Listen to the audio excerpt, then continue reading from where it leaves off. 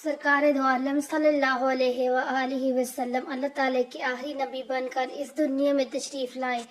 اللہ کریم نے جس طرح دیگر انبیاء اکرام کو مختلف معجزات عطا فرمائے، اسی طرح سرکار دو عالم صلی اللہ علیہ وآلہ وسلم کی ذات کو سراپا معجزہ بنا کر دنیا میں بھیجا۔ آپ صلی اللہ علیہ وسلم سے پہلے تشریف لانے والے تمام انبیاء اکرام کسی ایک خاص معجزے کے ساتھ خصوصی شہرت رکھتے تھے۔ مثلاً حضرت صالح علیہ السلام اونٹنی کا معجزہ، حضرت موسیٰ علیہ السلام عصا کا سام بن جانا، حضرت عیسیٰ علیہ السلام کا مردوں کو زندہ کر دینا یا مادرازاد کوڑوں کو تندرست کر دینا۔ لیکن سرکار دو عالم صلی اللہ علیہ وآلہ وسلم کی عادات و اثرات، آپ صلی اللہ علیہ وآلہ وسلم کا کلام کرنا، آپ صلی اللہ علیہ وسلم پر قرآن کریم کا نازل ہونا، اس سمیت کئی معجزات ہیں جو سرکار دو عالم صلی اللہ علیہ وآلہ وسلم کی ذات کے ساتھ خاص ہیں۔ اگر یہ کہا جائے تو بے جانا ہوگا کہ تمام انبیاء کے معجزات کو سرکار دو عالم صلی اللہ علیہ وآلہ وسلم کی ذات میں جمع کر دیا گیا، لیکن جس معجزے کا ذکر آج ہم کرنے جا رہے ہیں وہ ایسا معجزہ ہے جو آپ صلی اللہ علیہ وآلہ وسلم سے قبل کسی نبی کو عطا نہ ہوا، اور وہ معجزہ شق قمر کا ہے، یعنی چاند کے دو ٹکڑے کر دینا۔ چاند کو دو ٹکڑے کر دینے والا معجزہ ایک ایسا واقعہ تھا جس نے پورے عالم عرب کو شردر اور حیران کر دیا تھا، اور اس کی اہمیت اس لحاظ سے مسلم ہو گئی کہ اس معجزے کی تصدیق کے لیے خصوصی طور پر اللہ کریم نے سورۃ قمر کی آیت طیبات نمبر 1 سے لے کر 3 نازل فرمائی، جس میں اللہ کریم نے ارشاد فرمایا، ترجمہ: قیامت قریب آ گئی ہے اور چاند شق ہو گیا، اور اگر وہ کوئی نشانی دیکھتے ہیں تو منہ پھیر لیتے ہیں اور کہنے لگتے ہیں یہ بڑا زبردست جادو ہے۔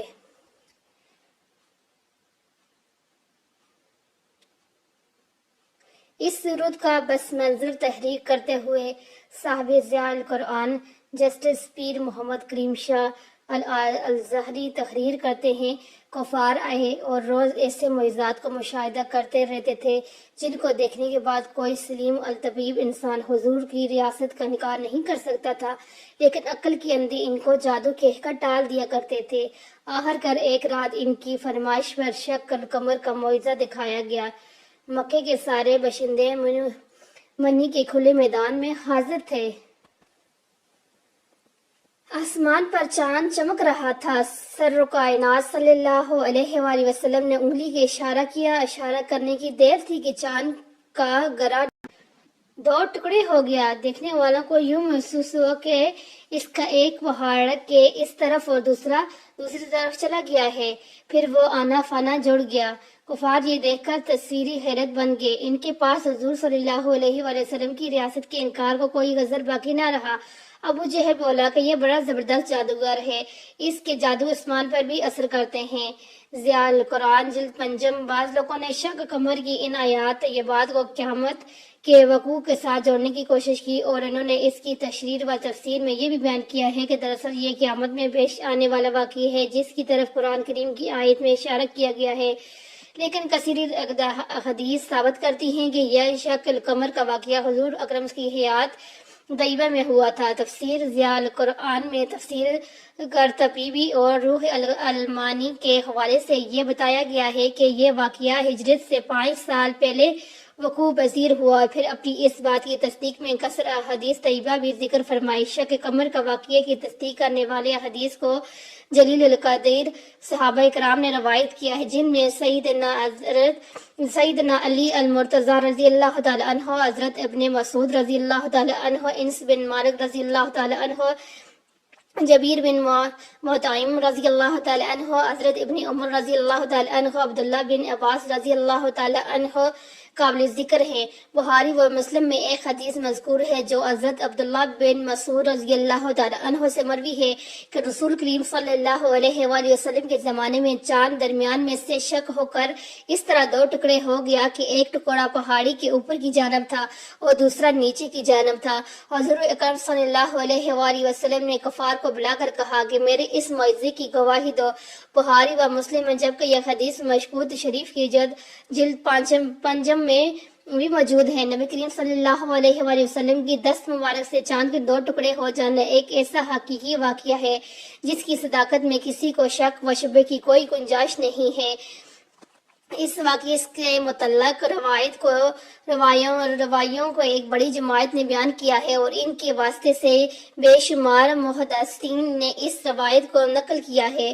علماء کرام کے نزدیک یہ صحیح روایت ہے اور تواتر کی حد تک پہنچی ہوئی ہے۔ اس کو بخاری و مسلم سمیت کئی جلد محدثین نے اتنی زیادہ ترک سے نقل کیا ہے کہ اس میں کہیں سے بھی شک کا گزر نہیں ہے۔ لیکن سب سے بڑی بات یہ ہے کہ خود قرآن کریم نے اپنی آیات طیبات سے اس واقعے کی صداقت کی گواہی دے دی، کیونکہ اگر اس واقعے کو محض قیامت کی نشانیوں کے ساتھ جوڑ دیا جائے تو پھر وہ آیت ذکر کرنے کی ضرورت نہ رہتی جس میں کفار کی طرف سے کہا گیا کہ یہ تو کھلا جادو ہے۔ ایک اور حدیث مبارکہ میں اس واقعے کا ذکر کچھ اس طرح سے ملتا ہے کہ شعب ابن طالب میں مخصوری کے دن گزر رہے تھے اور مسحوری دین صرف حج کے دنوں میں ہی غار سے باہر نکل سکتے تھے۔ مقاطعہ کے دوسرے سال چل رہا تھا اور حج کے ایام تھے۔ سرکار دو عالم صلی اللہ علیہ وآلہ وسلم نے صحابہ کرام کے ساتھ منی میں داخل شریف فرما تھے۔ آسمان پر چاند بھی پورے جوبن پر تھا۔ ابو جہل، ولید بن مغیر، عاصم بن وال اور وغیرہ نے اپنے دیگر ساتھی کو جمع کر کے رسول صلی اللہ علیہ وآلہ وسلم کے سامنے یہ سوال اٹھایا کہ اگر آپ سچے ہیں تو چاند کے 2 ٹکڑے کر کے دکھائیں۔ سرکار دو عالم صلی اللہ علیہ وآلہ وسلم نے فرمایا کہ اگر میں ایسا کر دوں تو کیا تم ایمان لاؤ گے؟ سب نے کہا ہم ایمان لائیں گے۔ حضور صلی اللہ علیہ وآلہ وسلم نے اللہ تعالیٰ سے دعا فرمائی اور چاند کی طرف انگلی کر کے اشارہ کیا تو چاند کے 2 ٹکڑے ہو گئے۔ چاند کے ایک ٹکڑا کوہ ہرا کے اوپر تھا اور دوسرا اس کے دامن میں تھا۔ آپ صلی اللہ علیہ وآلہ وسلم نے ہر کافر کو نام لے کر پکارا اور کہا اے فلاں بن فلاں گواہ رہنا، اے فلاں بن فلاں گواہ رہنا۔ سب لوگوں نے چاند کے ٹکڑے اچھی طرح دیکھ لیے۔ 2 ٹکڑے ایک دوسرے سے اتنی دوری پر تھے کہ بیچ میں ہرا پہاڑ نظر آ رہا تھا، لیکن کفار نے اس پر کہا کہ یہ جادو ہے۔ ابو جہل نے کہا کہ اس معاملے کی مزید تحقیق کریں گے، اگر یہ جادو ہوا تو صرف ہم لوگوں پر ہی ہو سکتے ہیں، جو لوگ یہاں پر موجود نہیں ہیں یا دوسرے شہروں اور ملکوں میں ہیں ان پر تو جادو نہیں ہو سکتا۔ چنانچہ وہ دور دراز کے لوگ کو جب آئے ان سے چاند کے ٹکڑے ہونے کے حوالے سے پوچھا جاتا تو سب اقرار کرتے کہ ہم نے بھی چاند کے 2 ٹکڑے ہوتے دیکھا ہے۔ صحابہ کرام رضوان اللہ علیہم اجمعین میں سے حضرت عبداللہ بن مسعود، حضرت حذیفہ اور حضرت جابر بن مطعم رضی اللہ تعالی عنہ اس کے عینی گواہ ہیں جو موقع پر موجود تشریف فرما تھے۔ یہ روایت مستند احمد، بخاری و کثیر صحیح حدیث کے باوجود بعض لوگ اس بات کا انکار کرتے ہیں اور یہ کہتے ہیں کہ یہ واقعہ قیامت کے وقت ظہور پذیر ہوگا۔ ضیاء القرآن میں اس بات کی تشریح کے ذیل میں موجود ہے کہ ان شک ماضی کا ضیاء ہے، لیکن یہ مستقبل پر دلالت کرتا ہے اور عرب میں اس کی بکثرت مثالیں موجود ہیں۔ اس واقعے کا انکار کرنے والے کہتے ہیں کہ اگر ایسا واقعہ پیش آیا ہوتا تو ساری دنیا میں اس کی دھوم مچی ہوتی۔ اس زمانے کے مورخین اپنی کتابوں میں اس کا ذکر کرتے ہیں۔ علماء، نجوم اور ماہرین اپنی تصنیفات میں سے یہ واقعہ نقل کرتے ہیں۔ ان اعتراضات کے جواب میں حضور ضیاء العلماء تحریر کرتے ہیں کہ چونکہ یہ واقعہ سرشام ہوا تھا اس لیے جزیرہ عرب کے مغرب میں جو ممالک تھے وہاں اس وقت دن تھا، لہٰذا وہاں تو دیکھنے جانے کا سوال ہی پیدا نہیں ہوتا۔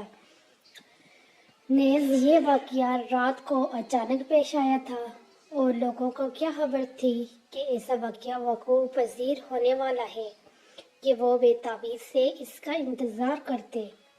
رات کو کیا خبر کہ آن کی آن میں کیا وقوع پذیر ہو گیا۔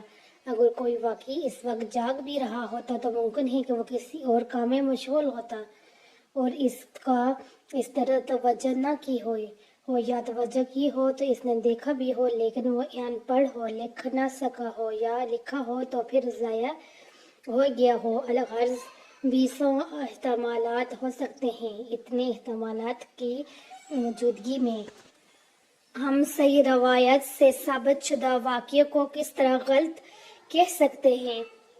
ضیاء القرآن شک قمر کا واقعہ دراصل حضور اکرم صلی اللہ علیہ وآلہ وسلم کی شان نبوت نبوت کا خوبصورت اظہار تھا.